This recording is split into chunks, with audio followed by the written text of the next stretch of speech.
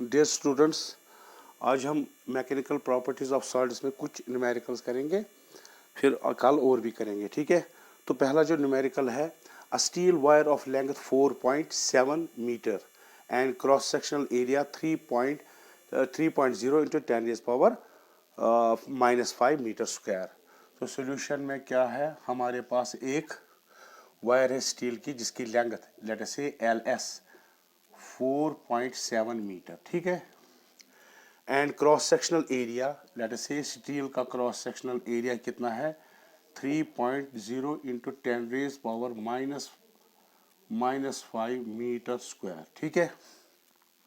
Stretches bye same amount, यानी जब उस पर लोड डालते तो स्ट्रेच होगी, ठीक। By same amount as copper wire of length 3.5 metre.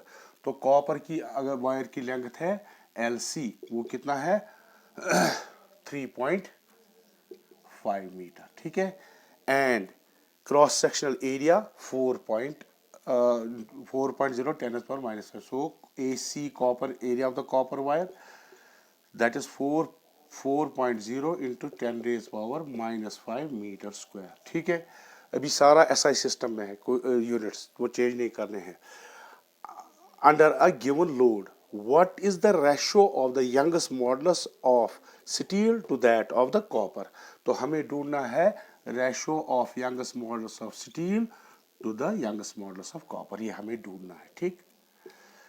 Now we know that Young's modulus or modulus of elasticity, this Young's modulus is given by YS will be given by force। चूंकि इस पे force same है, under cross area under given load, तो जो load होगा उन दोनों में, अगर ये वायर्स हैं, अगर स्टील की है, ये फिर कॉपर की है, इसमें लोड एक ही डाला हुआ है दोनों में। लोड मींस फोर्स, ठीक है। सो फोर्स दोनों पे एक ही है।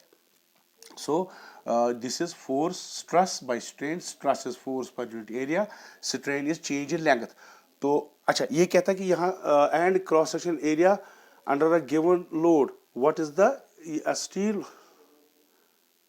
यहां पर स्ट्रेचेस बाय सेम अमाउंट, यानी स्ट्रेचिंग जो लेंथ जितना कॉपर में स्ट्रेचिंग होती है उतना इसमें होती है। मिसाल के तौर पर अगर 1 मिलीमीटर स्ट्रेच हुई, ये भी 1 मिलीमीटर, कॉपर की भी और स्टील की भी, तो स्ट्रेचिंग इनकी दोनों की सेम है। लेट अस से डेल्टा L है स्टील की, सो इसकी लेंथ लेकिन स्टील की क्या है 4.5, ठीक है।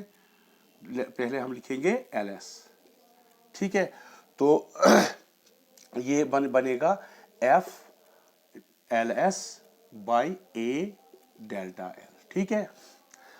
सिमिलरली जो कॉपर का यंगस्ट मॉडुलस है YC, that will B FLC divide by, ये स्टील का होगा, ठीक। यहाँ पर कॉपर का होगा डेल्टा L, दोनों का सेम है, स्ट्रेचिंग सेम है। So if we, this is equation first and this is equation second. If we divide these two YS by YC, ये इक्वेशंस को हम डिवाइड करेंगे तो हमें क्या आएगा आफ्टर सॉल्विंग, देखिए FF कैंसल हो जाएगा, so it will be LS by LC। देखिए ये जो LC AC चला जाएगा ऊपर, ये भी कैंसल होगा, दोनों कॉमन है, तो यहां आएगा AC डिवाइडेड बाई AS, ठीक है। तो अब हमें इनके वैल्यू जब आप डिवाइड करोगे ये आएगा, ठीक है। तो अब आप इसको वैल्यू दे दो, तो वैल्यू अपना अपना दे देंगे। तो ये मैं रब करता हूं यहां, सो YS बाई YC, LS कितना है 4.7, ठीक। LC 3.5 into AC 4 into 10⁻⁻⁵ and AS 3.3 into 10⁻⁻⁵। इसके कोई यूनिट्स होते हैं because the ratio between same quantity, तो जरूरत यूनिट लिखने की नहीं है। ये कैंसल हो जाएगा, this point and this will cancel out, this will B 4 7 28, 4 को 16 18 188 डिवाइडेड बाई 3 5 15 105। तो ये देखिए अब कितना आता है, ये देखेंगे कितना आता है 188 डिवाइडेड बाई 105, ये आता है 1.79, that is approximately equal to 1.8, ठीक है। So YS by YC is equal to 1.8. That is youngest modulus of steel approximately equal to 1.8 times that of copper.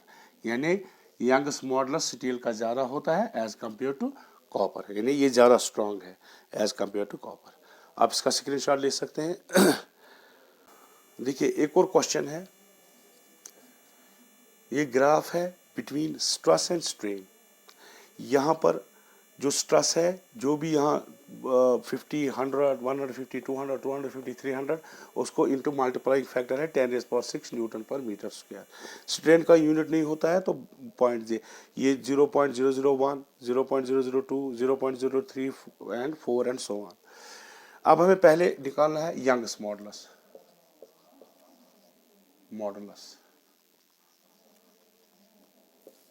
y, वो कैसे ग्राफ से निकालेंगे.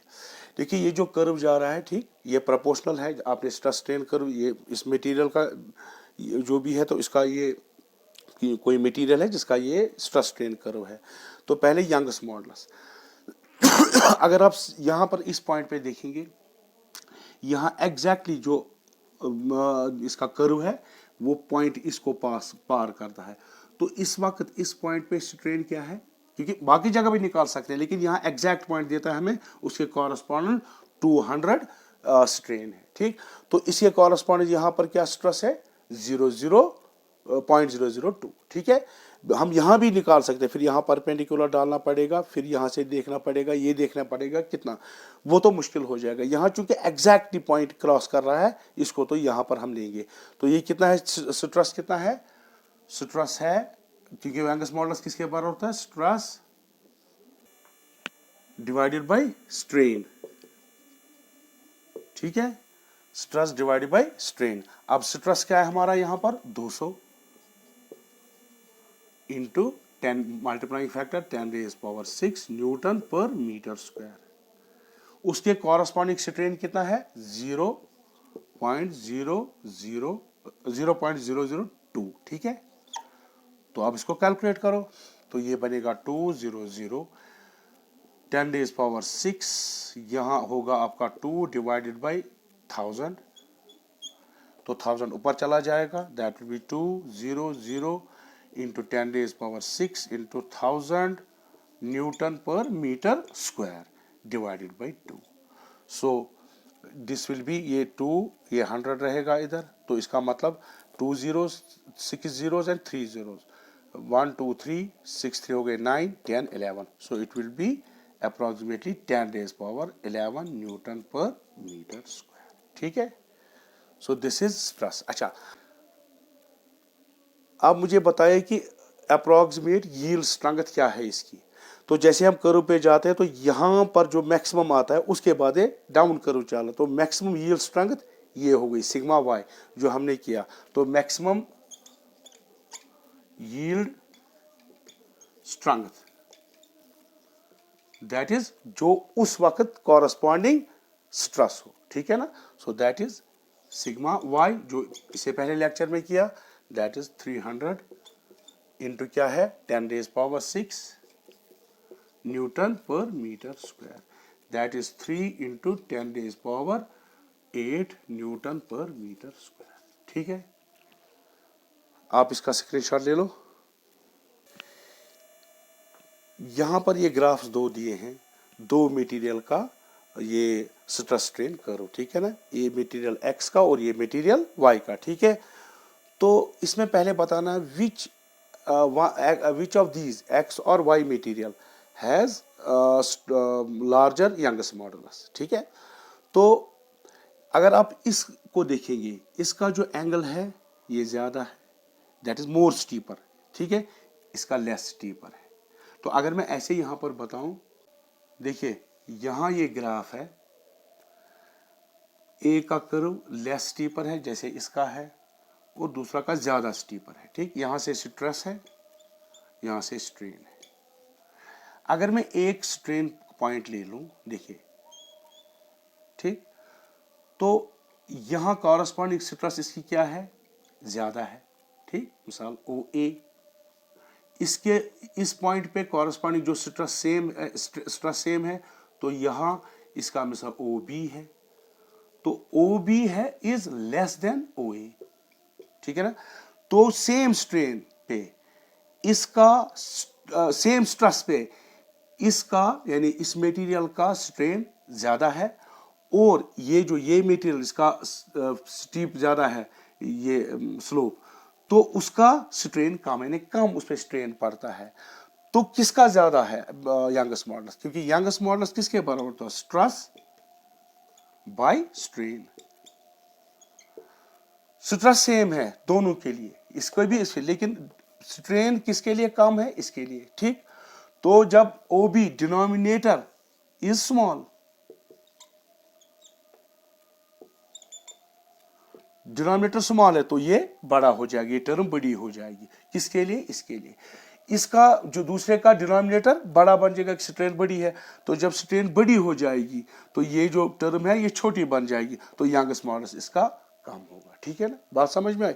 सो steeper the curve more will be the youngest modulus of that material. So X is stronger, okay, नहीं sorry, X has larger youngest modulus. So X material x has larger Young's modulus, ठीक, as compared to y, ठीक है। अच्छा, which one is stronger, which of these two is stronger।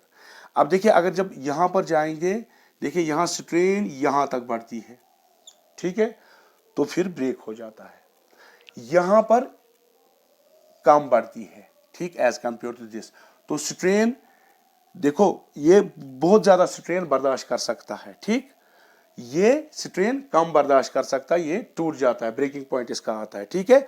So that means this is stronger, material X is stronger, because देखिए इसको इस strain पे ये break हो जाता है, देखो ये इसकी ज्यादा स्ट्रेन पे जाता है, देखिए पूरा ज्यादा यहां तक जाता है, तो ब्रेकिंग पॉइंट इसका दूर है, इसका नजदीक है। So X, material X is stronger, ठीक है। ले लो स्क्रीनशॉट, नेक्स्ट करेंगे। नाउ एक और न्यूमेरिकल है, the edge of aluminium cube is 10 centimeter long, one face is firmly fixed to a vertical wall, a mass of 100 kg is then attached to the opposite face of the cube. The shear modulus of Al, यहाँ पर aluminium है, is 25 gigapascals. What is the vertical deflection of this face? यानी जब किसी face पे हम डालेंगे, fix करें, तो वो वहाँ शेयर मॉडुलस आता है, ठीक है ना। तो वो शेयर स्ट्रेन हमें निकालना है, कितना आएगा, वो डेल्टा एक्स। तो ये ऐसे सिचुएशन है, हमारे पास एक क्यूब है, ठीक, क्यूब वो होता है जिसके सारे फेसेस स्क्वायर होते हैं, ठीक है।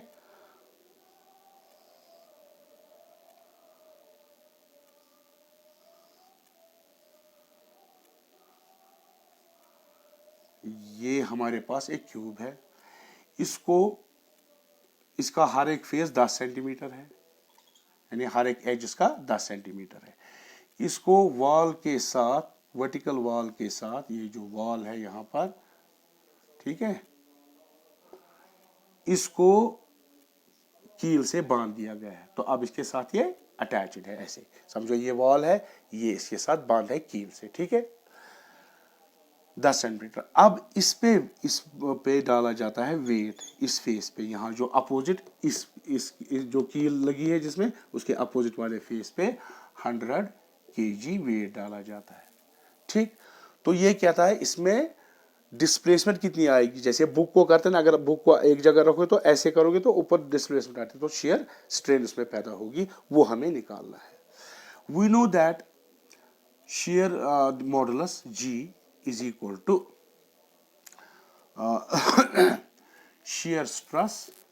shearing stress divided by shear strain,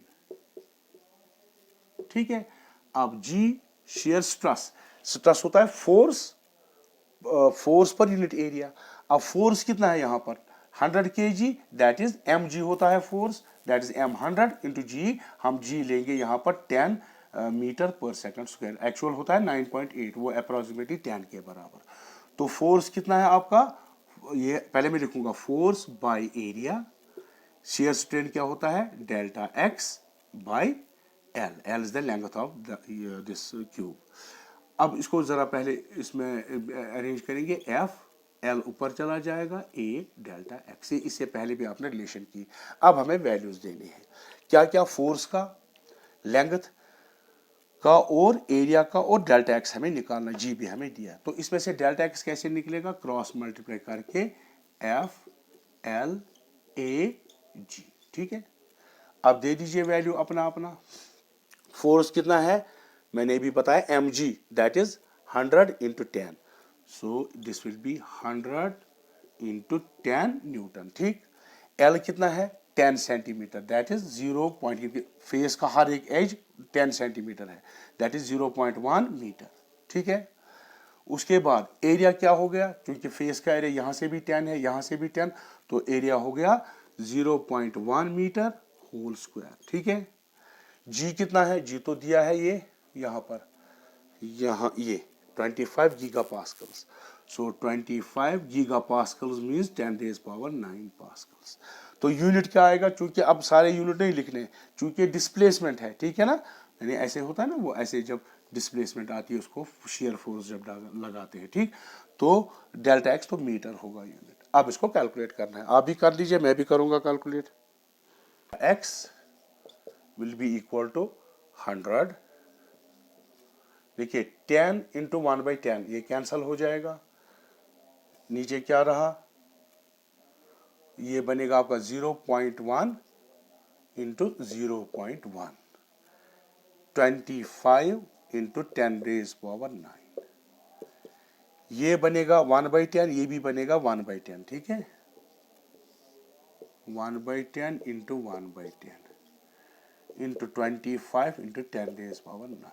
आप इसको अरेंज करो, देखो इसको 25 से 25 वन जा, 25 फोर जा, तो ये चला गया, तो 4, ये 10, देखिए इसमें से कितने जाएंगे, 1 2, ठीक है, so it will be 1 divided by 10 raise power 7 metre, that is 4 into 10 raise power -7 metre, ठीक है। इतना इसमें डिस्प्लेसमेंट आएगा, बहुत कम डिस्प्ले होगा, डिस्प्लेस लेकिन बहुत कम, ठीक है। तो इसका आंसर है 4 इंटू 10 रेज पावर -7 मीटर, ठीक है। आप इसको थोड़ा चेक भी कर लेना, कहीं कैलकुलेशन में गलती तो नहीं रही हो, ठीक है। नेक्स्ट पर करेंगे, next, how much should the pressure on litre of water be changed to compress it by 0.1%, यानी ओरिजिनल वॉल्यूम का इतना उसे वॉल्यूम कम करना है। तो जब वॉल्यूम कम करना है, that means we have to apply the pressure on it, ठीक है ना। तो pressure positive, volume will be negative, ठीक है ना, जो इससे पहले मैंने आपको सिखाया। नाउ तो यहां पर क्या होगा, bulk modulus, so bulk modulus B is equal to, वो क्या होता है, वही स्ट्रेस बाय स्ट्रेन, तो फोर्स वहां पर क्या होता है, प्रेशर माइनस होता है यहाँ, divide by change in volume by original volume, ठीक है। नाउ इसको हम और अरेंज कर सकते हैं, बी इज इक्वल टू ये माइनस पी वी ऊपर चला जाएगा, डेल्टा वी, ठीक है। Now bulk bulk this modulus of water, वो इससे पहले मैंने आपको बताया, वो याद रखना चाहिए। तो वो है bulk modulus of water is B, वो है 2.2 into 10 raise power 9 newton per metre square, ठीक है। अब प्रेशर, प्रेशर तो हमें निकालना है, वॉल्यूम, वॉल्यूम कितना है, लीटर है, तो नाउ बी आया, तो चेंज कितना होना चाहिए हमें, delta V must be equal to 0.10% of what, original volume, ठीक है। जो चेंज आनी चाहिए वॉल्यूम, तो वही पता ना कंप्रेस कितना करना है, so that is 0.10% means divide by 100 into V, ठीक। तो ये आएगा आपका 10, दैट इज 1/1000 ऑफ वी, ठीक है।